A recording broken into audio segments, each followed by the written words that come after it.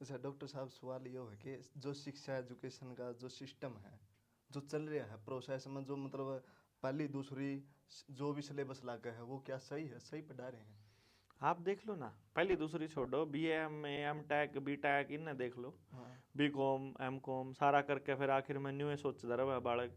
अकीब क्या करना भाई, माँ बाप ने भी न्यू सोचना पड़ा कि इस ये भी कहाँ जावा भाई। हम्म। ये कोई और फिर वो टोंदा अपने कागजा ने सारा ने ठाक ने, और न्यू बीक सी मांगता फिर है, दे मैंने अपनी ज़िंदगी के 25 साल ला रखे रहे, नौकरी दे दे, नौकरी दे दे। B.Tech करे बालक मेरे पास फ़ोन करे, डॉक्टर साहब कोई नौकरी का जुगाड़ हो जाएगा।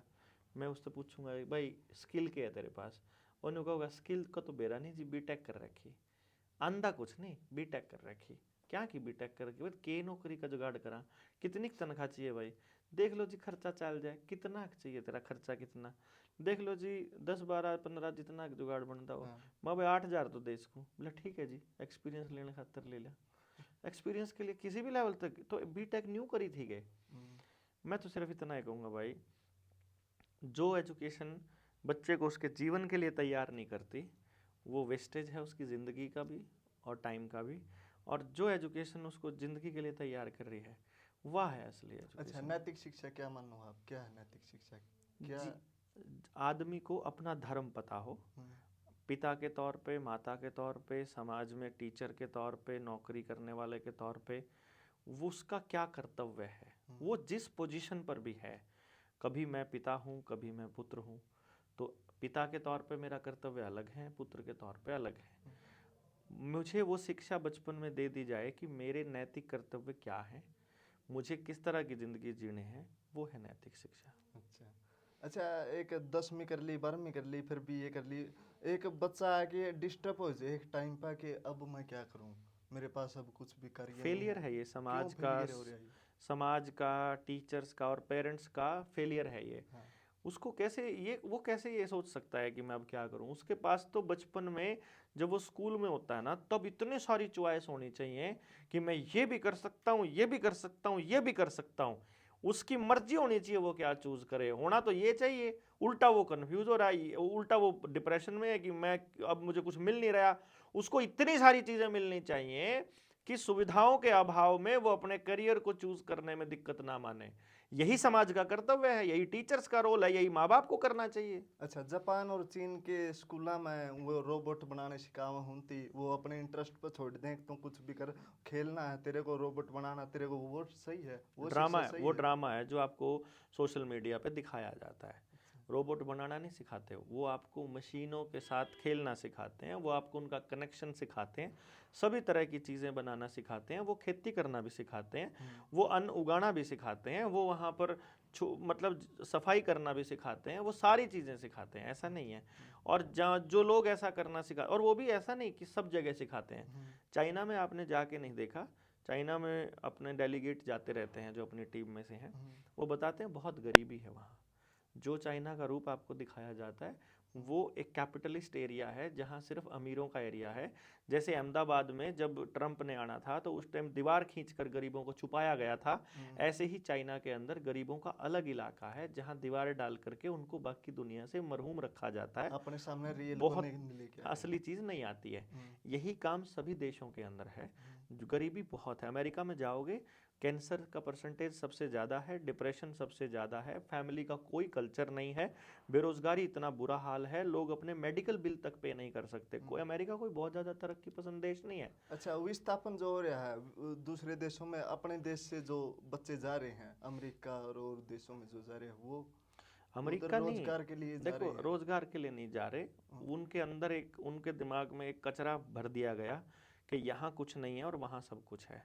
यही कचरा बिहारियों के, झारखंड वालों के दिमाग में भर दिया कि यूपी और उसमें हरियाणा और पंजाब में सब कुछ है। हम्म। ये राजनीति करने वाले लोग जब इंटरनेशनल राजनीति की बारी आए तो देश के बच्चों को छुड़वाते हैं, और जब देश की राजनीति की बारी आए तो प्रदेश के बच्चों को छुड़वाते हैं। असली खेल है आपको आपकी मेन जमीन से दूर करना। हम्म। जब आप अपनी पुश्तैनी जमीन को छोड़ करके किसी और जगह पर जाकर बसना शुरू कर देते हो तो आपको रिफ्यूजी बोला जाता है। असली आदमी, असली मालिक धरती का वो है जो अपनी पुश्तैनी जमीन पर बैठा है। इसलिए आप उस जमीन पर अपना अधिकार ना जता दो, इसलिए वहां से छोड़ा जाता है। आपको शायद पता नहीं है, पिछले कुछ सालों में बिहार का जो पलायन है, झारखंड और बिहार का, वो हरियाणा और पंजाब में बहुत ज़्यादा हुआ है। उसका बड़ा कारण है कि अभी अडानी को बिहारियों की ज़मीन चाहिए, ताकि बिहारियों को ये कह दिया जाए कि तुम्हारा बिहार तो गरीब है, तुम इधर आ जाओ और वहाँ वो उस ज़मीन पर कब्जा कर लें। इस पूरे गेम प्लान का बड़ा प्लान है, इसको अच्छा, इंटरनेशनल स्कैम है। अरे एक किसान अपने बच्चे को ये क्यों कहते हैं कि भाई खेती में कुछ नहीं, तुम बाहर चले जा और कहीं पर, खुद अपना माँ बाप ये बोल रहे हैं ये उसको उसके कि दिमाग में डाला गया, खेती को घाटे का सौदा बनाया गया, तो माँ बाप ने ये सोचा कि जैसे मुझे घाटा हो रहा है ऐसे ही मेरे बच्चे को भी घाटा होगा। उस घाटे से उभारने के लिए वो माँ बाप ये सोचता है कि शायद इससे अलावा कुछ करेगा तो इससे फालतू कमा लेगा। क्योंकि हम लोगों को क्या लगता है, आप टीवी चैनलों को देखोगे ना, या किसी और आदमी की जिंदगी देखोगे, किसी बड़ी सी गाड़ी में बैठे आदमी को देख के आपको ऐसा लगेगा ओ भाई इसकी मौज है। उस आपको नहीं पता उसके घर में क्या डिप्रेशन चल रहा है, भाई भाई का के झगड़ा चल रहा है, उनका गोली चालन ना हो रही है, उनका कैंसर हो रहा है, 3 मरीज कैंसर के पड़े हैं, कर्जा इतना हो रहा है कि बैंक उसकी 3 प्रॉपर्टी नीलाम कर चुका। आपको थोड़ी मालूम है क्या हाल है। इसी तरह किसान को नहीं पता है कि वहाँ जब वो नौकरी करने जाएगा या बच्चा जब वहाँ रहेगा तो किस हाल में रहेगा, कैसा खाना खाएगा, कैसी संगत में पड़ेगा, कहीं नशे का आदी तो नहीं हो जाए। किसान तो बस ये सोचता है कि यहाँ से अच्छी ही जिंदगी होगी अगर यहाँ से चला जाएगा। जबकि असली बात ये है कि उसके पास सबसे बड़ी चीज है इस धरती पर, वो है धरती माता, जो कभी किसी को भूखा नहीं मरने देती। जो जमीन पे किसान कह रहा है कि इस जमीन में कुछ नहीं रखा तू छोड़ जा, फिर रोज के 10,000 करोड़ रुपए कमाने वाले अंबानी अडानी को क्यों चाहिए आपकी जमीन? अगर जमीन में कुछ ना रखा होता तो वो आपकी जमीनों के पीछे क्यों पड़े होते भाई? असल बात तो ये है कि जमीन एक ऐसी चीज है जिसमें से कोयला, सोना, चांदी, लोहा, एल्युमिनियम, तांबा, कपड़ा, चमड़ा, रबड़, पानी, अनाज, खान, सब कुछ तो जमीन से मिलता है। तो आप कैसे कह सकते हो जमीन में कुछ नहीं रखा? अरे जमीन में ही सब कुछ रखा है। लेकिन फिर करने वाले को, किसान की क्यों उसकी कमीज फटी रहे, उसकी धोती फटी रहे, उसकी थाली में रोटी नहीं है, फिर भी वो गरीब देखो, है। कमीज फटी होना और धोती फटी होना ये गरीबी की निशानी नहीं है। पहली बात तो ये थाली में है। रोटी भी नहीं है। थाली में रोटी ऐसी बात नहीं है, जो किसान की थाली में रोटी है वो किसी की थाली में हो भी नहीं सकती आज के टाइम पे। उसको सिर्फ बाकी दुनिया से पीछे रखा गया है योजना के तहत। हरित क्रांति का जो षड्यंत्र आया था, उस षड्यंत्र के बाद किसान का खर्चा ज्यादा कर दिया गया और आमदन कम कर दी गई। हरित क्रांति षड्यंत्र है, बहुत बड़ा गेम है स्वामीनाथन का। हरित क्रांति का जो पर्पस था बेसिकली ये था कि आपके जो इंडिजीनियस बीज हैं, जो आपके पारंपरिक बीज हैं, उनको खत्म करके और हाइब्रिड बीज, बाजार आधारित खेती लाना था। बाजार जब भी किसी चीज में घुस जाएगा वो बर्बादी करेगा, तो बाजार को घुसाने के लिए ही हरित क्रांति का ड्रामा किया हरित गया क्रांति था। तो ये बोलती कि अच्छे बीज प्रोवाइड करवाए हैं, अच्छे संसाधन प्रोवाइड करवाए हैं, अच्छे बीज, उन्नत बीज। कीटनाशक मुझे एक बार वहाँ हिसार यूनिवर्सिटी के एक एग्रीकल्चर के प्रोफेसर थे, वो बोले हम उन्नत बीज बनाते हैं, विकसित बीज बनाते हैं। मैंने कहा अच्छा, आप विकसित बीज बनाते हो? बोला हाँ। मैं कहा अच्छा एक बात बताओ, बीज बनाना आपने सीखा है कुदरत से या कुदरत ने आपसे सीखा है? बोला कुदरत में तो पहले से है। अच्छा, कुदरत ने बीज बनाने आवे हैं? बोला हाँ आवे हैं। मतलब आप अगर उसने परमात्मा मान लिया तो परमात्मा बीज बनाने आवे हैं। उससे उन्नत बीज आप केवल तब बना सकते हो जब आपको परमात्मा से ज्यादा ज्ञान होगा। बिल्कुल, जब भी बना सके। बिल्कुल। मतलब अगर कोई साइंटिस्ट ने कह रहा है कि मैंने उन्नत बीज बना दिए, तो मतलब बीज जिसने बनाया था उस तो फालतू नॉलेज हो गया उसने। आप बीजों के जीन्स के साथ छेड़खानी तो कर सकते हो, उन्नत नहीं बना सकते। और जिसको आप कीटनाशक बोल रहे हो ना, नाम में कीटनाशक रहे यार, कीटों को नाश करने वाला। आप कीटों का नाश करोगे तो धरती के पुत्र कैसे हो गए आप? वो फिर वो कीटनाशक उसके किसान के मित्र कीट का नाश नहीं कर रहे, वो शत्रु कीट का नाश कर रहे, जो फसल को नुकसान आपको कैसे पता? जैसे आपको ये कह देता है अगर भैया साबुन लानते 99% कीटाणु जो है वो खत्म हो जाए स्किन के। 99% कीटाणु ही फायदे के होते हैं, 1% ही नुकसान वाले होते हैं। तो साबुन से 1% नहीं छोड़ा है, बाकी जो काम के कीटाणु है उन्हें सारा न मार दे। यही काम वो कीटनाशक है, काम के कीटों को मारने के लिए होता है। अभी जो ये वो दवाई छिड़के है ना घास न मारने खातर, उसमें असल में जड़ी बूटियां मरे हैं, उसमें आपके बीमारियों को ठीक करने के जड़ी बूटियां मरती हैं। सरकार ने बांग ने फूकण का वो दे रखा आदेश, दे रखे। मरे बटे। और बांग कितनी बड़ी औषधि है इसका अंदाजा नहीं है आपको। बांग की बनाई हुई लकड़ी का जय जय उसके उपले भी बने, उसकी ईंट भी बने, उसके कपड़े भी बने, उसकी दवाई भी बने।